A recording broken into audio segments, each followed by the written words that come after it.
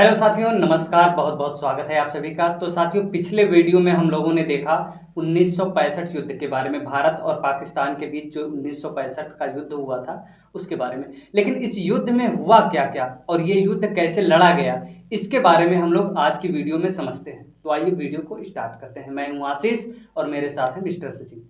तो सर, 1965 का युद्ध जो भारत और पाकिस्तान के बीच हुआ, ये किस तरीके से लड़ा गया और इसमें क्या क्या चीजें हुई, इसके बारे में जानना चाहते हैं। देखिए, अब 1965 में जो लड़ाई शुरू की थी पाकिस्तान ने, जी। वो अपने उद्देश्यों को पूरा करने के लिए कि कश्मीर का विलय करवाना है।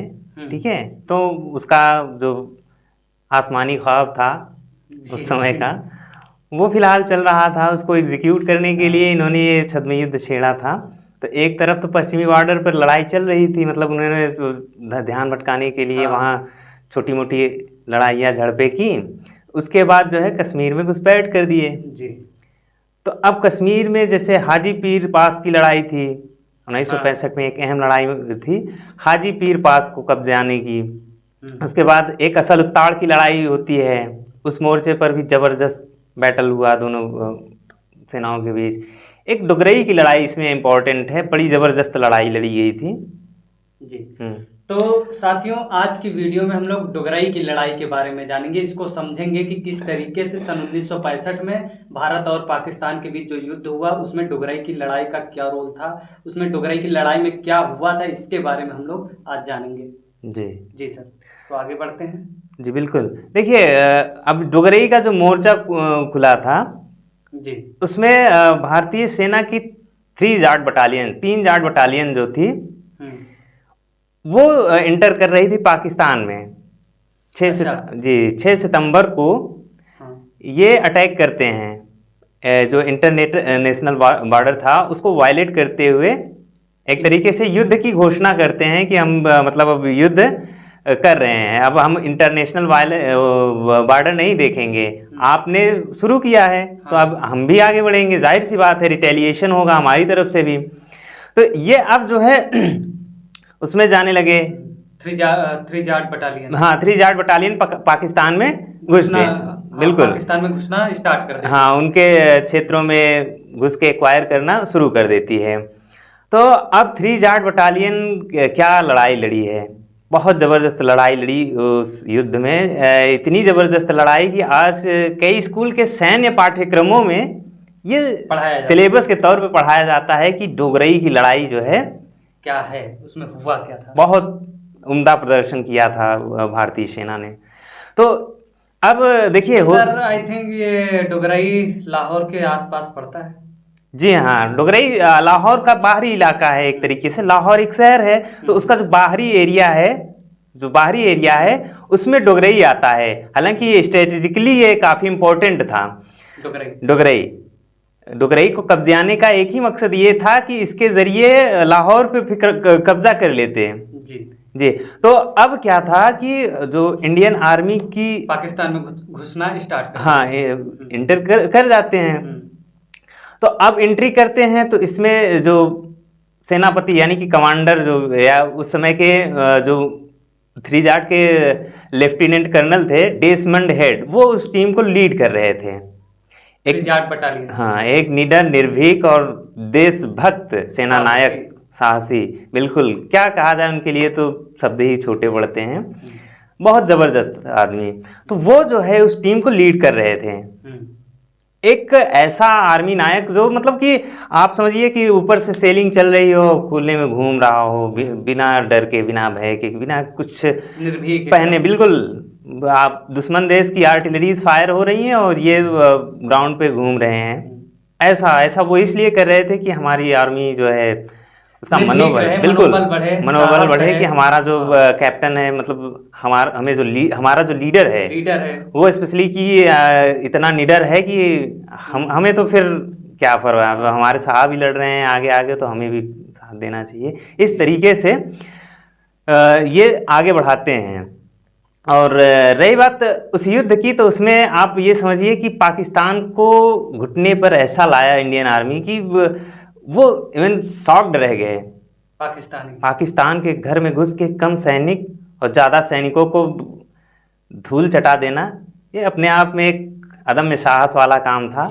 पाकिस्तान की जो 16 पंजाब बटालियन थी वो संख्या में कई गुना ज़्यादा थी इंडियन आर्मी के, लेकिन अब फिर भी इंडियन आर्मी भारी पड़ गई। बिल्कुल, क्योंकि ये जो है बिल्कुल निर्भीकता से आगे बढ़ते जा रहे थे। किसी को मतलब कुछ देखना ही नहीं है, बस टारगेट देखो उड़ाओ आगे बढ़ो, टारगेट देखो उड़ाओ आगे बढ़ो। मतलब ये मारते हुए काटते हुए बिल्कुल निडर बेखौफ आगे बढ़ते जा रहे थे। हालांकि एक समय पर इनको अपने मुख्यालय से आदेश भी आता है कि बस भाई इतने आगे मत जाओ, अभी रुक जाओ, क्योंकि हमारे पास असलहों की कमी है। ये गलत इंफॉर्मेशन कन्वे कर दी जाती है, जिसकी वजह से इनको रुकना पड़ता है एक जगह। और असलहों की शॉर्टेज की वजह से ये लड़ाई इतनी भीषण हो जाती है कि लास्ट में संगीन से लड़ाइयाँ होने लगती है। जो चाकू लगे होते हैं, बंदूक जो चाकू, हाँ बिल्कुल, उनसे लड़ाइयाँ होने लगी। लास्ट में हाथापाई पे उतर आई, लात जूते चलने लगे। उसमें भी इंडियन आर्मी ने साबित किया कि we are Indian army, no one can defeat us. So ये जज्बा था उस 3 जाट बटालियन का, जिसने पाकिस्तान में घुस के पाकिस्तानियों को ऐसा सबक सिखाया कि उन्होंने मान लिया कि अब इंडियन आर्मी है और no one can defeat Indian army. तो ये चीज़ दिखाती है आपकी विल पावर को कि किस तरीके से आप बिना हथियार के इतने मतलब घातक हो जाते हैं। तो ये चीज़ें और देश की आर्मी में तो कहाँ देखने को मिलता है फिर ऐसा साहस, है ना। अच्छा सर, एक स्टेटमेंट भी है, सुनने में आता है कि जिंदा या मुर्दा मिलेंगे। हाँ देखिए क्या है कि वही हुआ था, जैसे कि अब डेसमंड साहब जो बेहद निर्भीक आदमी, एकदम लेफ्टिनेंट कर्नल साहब अब अपने टीम को हौसला अफजाई कर रहे हैं। युद्ध का सीन चल रहा है। अब वो अपने ट्रेंच में, जो ट्रेंच होती है ना कि मोर्चे बनाए जाते हैं गड्ढे खोद के, कि हम जो है सुरक्षित रह के घात लगा के इंतजार करेंगे दुश्मन का, वहीं पे बैठे होते थे। शाम का समय था तो सारे सिपाही जो है वहाँ बैठकर देख रहे होते हैं कि हैवी शेलिंग चल रही है, दुश्मन की बम गोले दागे जा रहे हैं हमारे ऊपर। तो जब तक माहौल शांत रहता, डेसमंड साहब अपने बैठे रहते आराम से, लेकिन जैसे हैवी शेलिंग होती वो अपना टोपी पहनते और बाहर आ जाते। क्या वो देखते हैं क्या चल रहा है, क्या निर्भीकता रही होगी उस आदमी की कि जब सेलिंग हो रही है तब बाहर घूमने वो निकलते। और जवानों से ये कहा था उन्होंने, जैसे एक टाइम पे क्या हुआ कि इनको पीछे हटना, मतलब वहीं पे रुकना पड़ा था जहाँ ये बढ़ते ही जा रहे थे। लेकिन सेना मुख्यालय से जो इनको मैसेज गया कि भाई अभी आपको आगे नहीं बढ़ना है, आप जहाँ हैं यथास्थिति बनाए रखें, क्योंकि हमारे पास हथियारों की शॉर्टेज है। ये थोड़ा सा मिस कैलकुलेशन, हाँ, इसकी वजह से इनको एक जगह रुकना पड़ा। तो उस टाइम पे इन्होंने ये प्रण किया था कि देखिए हम तो डोगरई कब जाएंगे, हम तो लाहौर तक जाएंगे, ठीक है। अब वो चाहे जो भी परिस्थितियां हों, हमें जिंदा या मुर्दा डोगरई में मिलना है। मर गए तब भी डोगरई में मिलेंगे, जिंदा रहे तब भी डोगरई। तो इलाका तो डोगरई का था, तो टारगेट डोगरई था और ऐसा हुआ भी। तो इस लड़ाई में जो इंडियन आर्मी की ये बटालियन थी, इसने अदम्य साहस का नमूना पेश करते हुए परिचय दिया, अदम्य साहस, बिल्कुल देशभक्ति का। हाँ, कि हम लड़ाई कैसे लड़ी जाती है हम बताते हैं पाकिस्तानियों तुम्हें। तो इस तरीके से ये उनके घर में घुसे, हथियार से भी मारे, हाथ से भी मारे, मतलब हर तरीके से लड़े जिससे भी मार सके हमारे, और भारी कैजुअलिटी की पाकिस्तानी आर्मी को। और लगभग 1840 वर्ग किलोमीटर का एरिया इन्होंने कब्जाया, जो कि समझौते के दौरान जो ताशकंद में इसका समझौता हुआ, उसमें एक इम्पोर्टेंट पॉइंट बना, जिसके तहत जो समझौता हुआ था उस पर सहमति बनी थी। तो ये जो 3 जाट बटालियन की ये जो रेजिमेंट थी, इन्होंने इतनी ज़बरदस्त लड़ाई पेश की कि आज जो इनकी लड़ाई की स्ट्रेटजी थी या इन्होंने जो जो कारनामे वहाँ किए थे, कई देश के सैन्य स्कूलों में ये एक सिलेबस के रूप में पढ़ाई जाती है जी, कि कैसे इन्होंने पाकिस्तान की अपने से कई गुना ज़्यादा आर्मी को धूल चटा दी। तो सर क्या ये जो भाग भारत ने कब्जा किया था और जो पाकिस्तान ने कब्जा किया था, तो क्या ये अब भारत का है या फिर पाकिस्तान का ही है? नहीं, अब वो ताशकंद समझौते में जब बात गई वहाँ पर, तो वहाँ जो यूएनएससी का फैसला था कि जो भी पूर्ववत स्थितियां थी वो अपना अपना पीछे चले जाएं, सब लोग एक दूसरे की जो ज़मीनें थी वो वापस कर दी जाएं। तो हालांकि इसमें 540 वर्ग किलोमीटर ज़मीन लगभग पाकिस्तान ने भी कब्जाया था, तो उसको वापस देना पड़ा, और हमने जो 1840 वर्ग किलोमीटर की ज़मीन कब्जा की थी उसे हमको भी वापस देना पड़ा था। तो सर देखा जाए तो इस युद्ध का कोई मतलब नहीं निकलता है। जो कुछ पाकिस्तान के पास था वो उसी के पास, जो भारत के पास था वो उसी के पास रह गया। तो फायदा तो नहीं हुआ कुछ, लेकिन नुकसान तो हुआ ही होगा। सैनिकों का नुकसान, हर चीज का नुकसान। तो सैन्य नुकसान इसमें क्या हुआ? ये हर तरीके से युद्ध का, लड़ाई झगड़े का मतलब ये होता है कि हर तरीके से नुकसान होना। तो साफ सी बात है कि जब आर्मी आमने सामने लड़ रही है, हैवी फायरिंग हो रही है, लड़ाई हो रही है, तो जाहिर सी बात है गोलियां लगेंगी, लोग मरेंगे। बिल्कुल।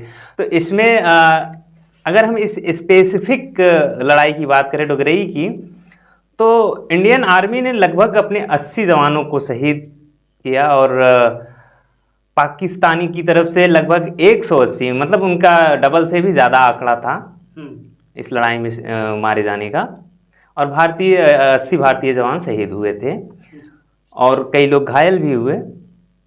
तो इस तरीके से ये लड़ाई एक महत्वपूर्ण लड़ाई थी 1965 जंग की।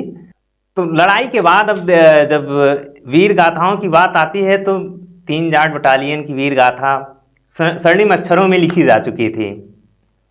इस लड़ाई के लिए इस बटालियन को 4 महावीर चक्र, 4 वीर चक्र और 7 सेना मेडल से सम्मानित किया गया था, जो कि एक बेहद गर्व की बात होती है किसी भी बटालियन के लिए, किसी भी रेजिमेंट के लिए। तो इस तरीके से जो हमारे सैनिकों ने अपना बलिदान दिया और भयंकर लड़ाई लड़ते हुए पाकिस्तान की ज़मीन को कब्जाया। हालांकि बाद में वो समझौते के तहत आपसी बंटवारे में वो भाग चला गया पाकिस्तान के हिस्से में ही, और जो हमने थोड़ा बहुत खोया था वो हमें मिल गया था। लेकिन वीरता और अदम्य साहस की ये जो कहानी 3 जाट बटालियन ने पेश की, वो रेयरेस्ट ऑफ रेयर है, जिसे दुर्लभतम कहा जाएगा, क्योंकि बिना हथियारों के लड़ना और बिना ये तो भी अपने से कई गुना ज़्यादा सैनिकों के साथ, तो ये अपने आप में एक बहुत बड़ी बात होती है, जिसको साबित किया 3 जाट बटालियन ने डेसमंड साहब की अगुवाई में। तो हम अपनी आर्मी को सल्यूट करते हैं ऐसे शौर्य भरे गाथाओं के लिए, जिसको आज हम आप चर्चा कर रहे हैं। Thank you. तो साथियों, आज की वीडियो में हमने डोगराई के युद्ध के बारे में समझा। तो साथियों, अब आगे क्या होता है 1965 में, और कौन कौन से युद्ध लड़े जाते हैं, देखते हैं अगले वीडियो में, अगले एपिसोड में। आज के लिए नमस्कार।